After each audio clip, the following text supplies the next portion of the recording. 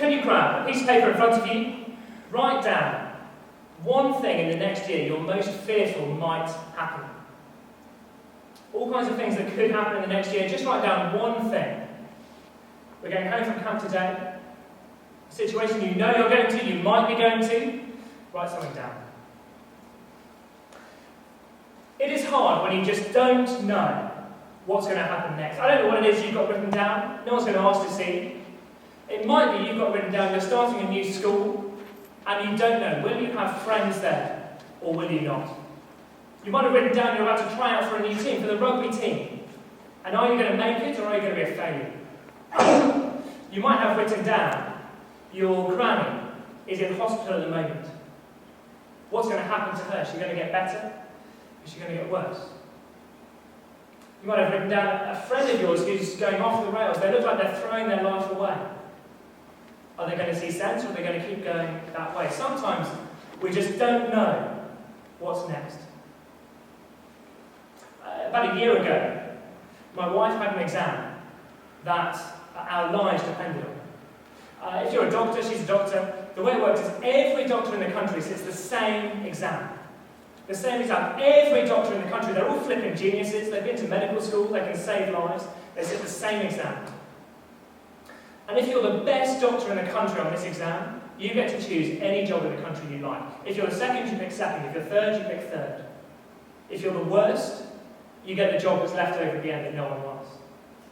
If she did well enough in the exam, we could stay in London. We could stay where we knew people, where our church was, where our friends were, where our lives were.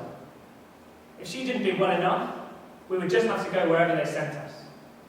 She walked into an exam with that weight on her shoulders. And for 2 months, we waited to get the result. Could we stay, or did we have to go? It's hard when we just don't know what's going to come. There's all kinds of things we fear, and we don't know what's next. In a moment, we're going to hear what God says to us in that situation, in that uncertainty. But before we do, before we listen to a truth that could change your life, there is a difference, isn't there, between things we know and things we believe. When I was 14, I was told to jump off a cliff. And there's a picture there, it's not me. I was told to jump off a cliff. It's about that high, 5 metres high. It's called canyoning. You go down a river. We followed the river down. Sometimes you just sort of wade in the river where it's shallow. Sometimes you're swimming. Sometimes the current's taking you. Occasionally there's a waterfall. And the only way to carry on is to jump off the cliff. It's about 5 metres. It's about this ceiling down to the water. I knew in my head it was safe. This instructor had done it hundreds of times. I'd seen how deep the water was. And so when he called 3, 2, 1, I stood still. I couldn't move. I knew it was safe, but I believed that if I stepped, if I jumped, I'd hurt myself. We're about to hear a truth that you might already know. You might have known it for years. This is a truth that if you believe it, if you live it out, if you act on it, it will change your life. Jesus is speaking in John 16 to men who in 6 months' time are going to be beaten. They're going to be beaten. They'll be dragged into a Jewish court. The officials will look them in the eyes and say, "We told you to stop speaking about Jesus, and you've done it again." Big, strong men will pick up big, heavy whips, lay them down on the table, and 1, 2, 3, 13 strikes on the back. They're not done, they'll turn them over. 26 strikes on the front. These men, in 6 months' time. But they're not ready for that yet. Look at John 16, verse 32. Jesus says, "A time is coming and has come when you will be scattered each to his own home. You will leave me all alone." All alone. These men aren't ready even to stay with Jesus when he's on trial. Something needs to happen. They need to know, they need to believe something that will change their lives. And it's this, the end of the verse. Yet I am not alone, for my Father is with me. Can you finish these sentences? And, There. a little louder. And, Dead. Romeo and, Juliet. Batman and, Robin. Some pairs always go together. If you see and, you know Jack is around the corner. If you see Romeo walking down the road outside your house, Juliet's nearby, and probably Shakespeare. Some pairs always go together. If you see Jesus, God the Father is with him. It might not look like it. It might look like he's all alone, dying, dead.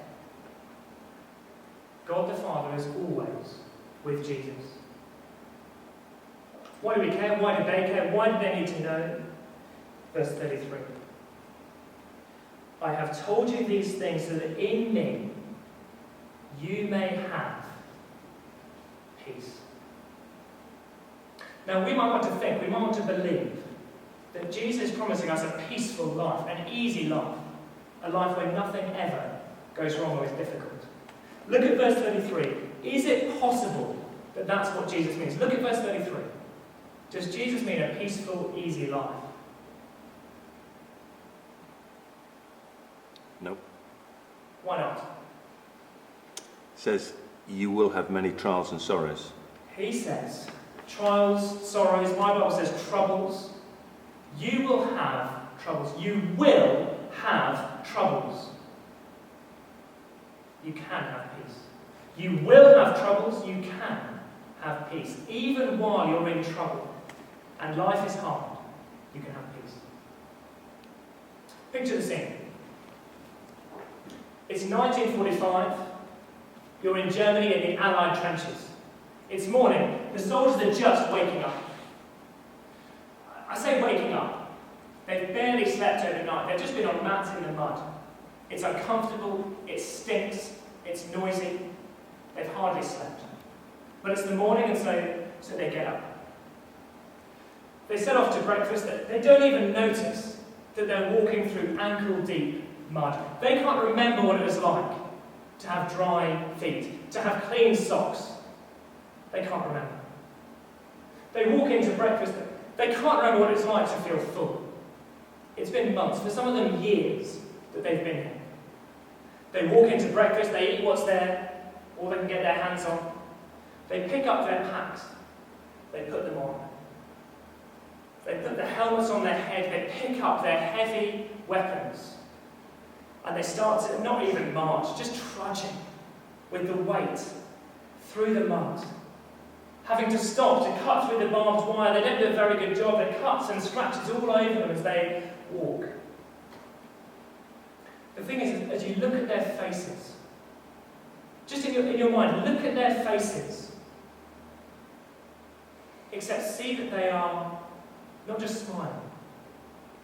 These men are beaming as they trudge through the mud with their packs. The reason is this. Last night they found out Germany surrendered. Germany has surrendered. The war is over. Victory is won. Life's going to be hard for the next few weeks. They've got to be here for a while still. It's going to take them a long time to get home. But in the trenches, in their troubles, they can have peace. Nothing can hurt them. Whatever might come, victory is won. Verse 33 again, look at it. Look at it. You won't believe this unless you look at it. I've told you these things that in me you may have peace. In this world you'll have trouble, but take heart. I have overcome the world. Whatever might come, Jesus has won. He has won. And so this year, if sickness comes, Jesus has won. If persecution comes, Jesus has won. If bullying comes, Jesus has what? Won. Whatever might come, Jesus has won. Look back at the thing you wrote down at the start, the thing you feel happening over this year. That thing might happen, it might not happen. It could happen. The thing that you're looking at right now, that could happen to you. This could be the hardest year that you've ever lived. For my brother, this last year has been the hardest year he's ever lived. At Christmas time, he got divorced. My little brother. He looks just like me. If you want to picture him, he's me. But slightly cruel. He got divorced at Christmas time. He found out a few months earlier his wife had been sleeping with another bloke. He found out, he confronted her, and she didn't care, she didn't deny it. She said, yeah, it's true. And I'm off. I'm glad you found out, I'm off. I'm moving in with him. For 6 months, she barely spoke to him. Whenever she did, it was to say one of two things. I want money. Will you hurry up and divorce me? I'm done with you, I want him. He wrote this publicly, I can share it.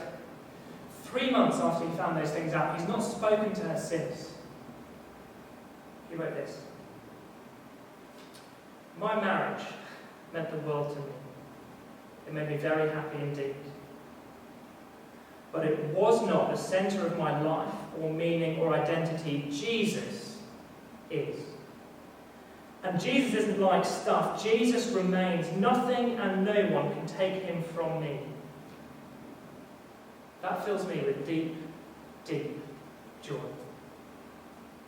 In the trenches, in his troubles, my brother could know joy, could know peace, because whatever might come, Jesus has won. And the good news is, this isn't just Jesus talking a big game. Jesus has proved it. Hey, Johnny up. The night after Jesus said these things, he was arrested by Roman soldiers. He was taken to a Jewish court. He was beaten. He was killed. Everything the world could throw at him went at him. The Roman soldiers took their best whack at him. He won. The world threw everything it could at Jesus, and he overcame the world. The devil thought he'd won. But God was with Jesus. Death itself lined up and took a swing at Jesus. And Jesus rose again. The world threw everything it could think of, everything it could muster, it threw it at Jesus. And he's standing. And whatever might come, Emma's exam, our uncertainty about where we live, my brother's divorce. If Jesus could rise from the dead, whatever might come, he has won, and he can give us peace. And so his invitation to us, to you, to me, is, will you have peace in me? Will you have peace in me? You can't not have troubles. It is impossible to live in this world and not have troubles, but will you have peace in me? What might it look like to do that, to have peace in Jesus? I've got a friend called Mohammed. Mohammed was a Muslim all his life, grew up in a Muslim family. He worked in a branch of Sainsbury's where everyone who worked there was a Muslim. 2 years ago, Mohammed became a Christian. He told his family, he told the people he worked with, I've become a Christian. It's brilliant. And they said, you never say that again. Never. You said it once, we'll pretend we didn't hear it. You say that again, you are out. He didn't stop. He didn't stop. He knew that Jesus was so good. He's barely spoken to his family in 2 years. He lost that job, he's barely worked in 2 years. When he was baptized as a Christian, this is what he said. Since becoming a Christian, I don't feel lonely. A man who's lost his family. I have someone to talk to, and God gives me peace in my heart. He also helps me not to be afraid of others What others will do to me when I tell them I'm a Christian. He's lost his family, he's lost his job. He says he has peace and he's not afraid. That is a man who knows that Jesus has won. Whatever might come, Jesus has overcome the world and he's found peace in him. That's Muhammad. I wonder what it might mean for some of us. To say to Jesus, yes, I want your peace. I want to know in my life that you have overcome the world. Let me suggest 4 conversations that you might want to have. One of these conversations, because things like this, if they're just in our heads, it's hard to believe them, it's hard to remember them. To have other people say them to us can be hugely helpful. I wonder if you might want someone to say these things to you personally. It might be a friend, it might be a leader that you know here that you trust. To say to you, Jesus has won. In a few minutes we'll have a chance, if you want to go and to say to someone, this is what's on my piece of paper, and I can't imagine how Jesus can give me peace in this. You can go and talk to them and let them talk with you about what it means that Jesus has won. You might want to talk to yourself in a slightly funny way. It might be that right now you think, oh, I believe this. But I know that in a few weeks, in a few months, I'll have lost hold of it. It'll be less real. The bit of paper you've got in front of you with the thing on that you're most scared of, if you want, you can write a message to yourself on the back. We've got some envelopes, none of us will read it. You stick it in an envelope, stick your name on, we'll post it to you. In a month's time, you can say to yourself what you know right now is true.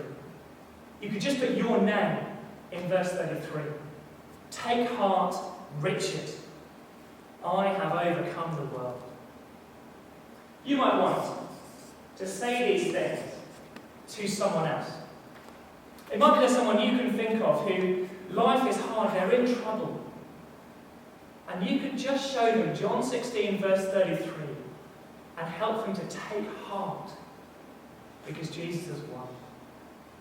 Or 4th idea, you might just want to talk to Jesus. You might just want to say to him, this is my thing, this is what I'm afraid of.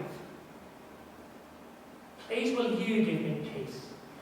You may have never prayed a prayer like that before, you may have done it many times. That's one conversation you might want to have with Jesus. We'll have time to do more of this. If you want to talk with other people, there'll be time for that in a few minutes. Right now, why don't we just take a moment to think of the things Jesus said. See if there's one of these things that God wants us to do to help us find peace in him.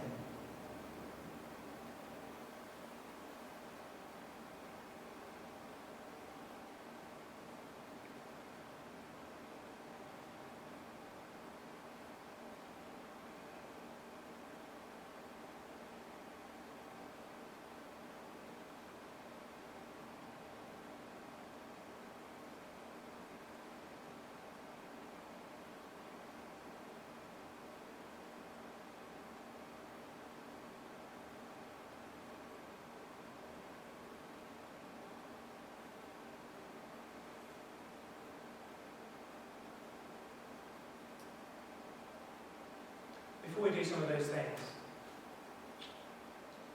imagine what it would be like if we went home and believed these things. Don't we talk the difference between knowing things and believing things? If we went home and believed that Jesus has overcome the world, there is nothing that can beat him. Imagine a year where you never felt afraid. Not because there's nothing scary or fearful or bad that happens, but because you're so used to listening to Jesus say, I have overcome the world, that whenever you look at something terrifying, you hear his voice in your ear. Have peace. Take heart. Imagine not feeling afraid because Jesus is with you and he's won. And imagine the difference it would make if in every school represented here, in every church represented here, there was a group of Christians that knew they were unstoppable, who knew that Jesus cannot, will not, ever be stopped. Imagine them going and loving other people, whatever it costs. Imagine them going and speaking about Jesus, whatever the reaction. Imagine them going and living as though Jesus has won. Because he has. I have told you these things so that in me you may have peace. In the world you will have trouble. But take heart. I have overcome the world. Should we pray together?